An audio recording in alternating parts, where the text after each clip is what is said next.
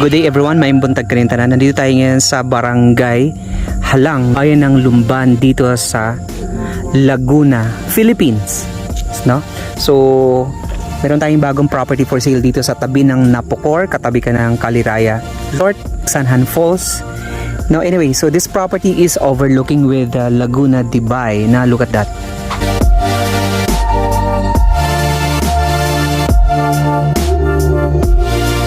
Right, so this property is very exciting kasi you have the beautiful view of the lake, Laguna Lake, and napakataas ng elevation ito. It's about 200 plus meters above sea level.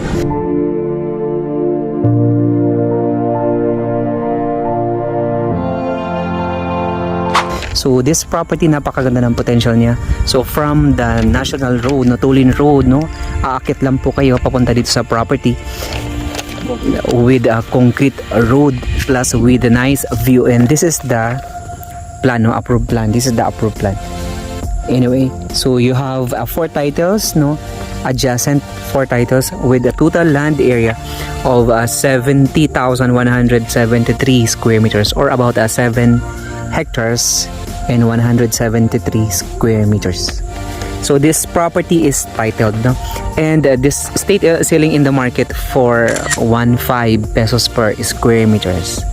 So if you are interested, no, to check out and buy this property, so you can reach us on the number visible on the screen. So we have assigned agents and pieces associate dito sa property na ito para i-accommodate ang inyong calls, emails, and your site bookings. Alright, so this property again, with the beautiful frontage of about 120 meters plus frontage, and this estate is facing the morning sun. So napakaganda ng potential dito as a zoo, resort, restaurant, glamping, camping site, no.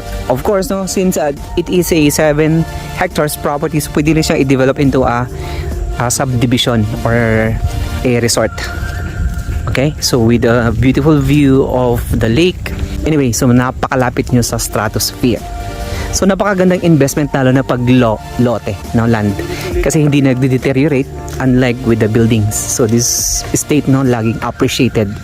So pag nabili niyo siya ngayon ng piso, so after couple of years, no, mabebenta niyo na rin siya ng 5 piso.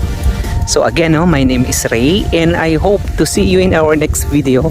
Maraming salamat po, no, daghang salamat. Gracias amigo all over the globe. Thank you very much, and God bless everybody.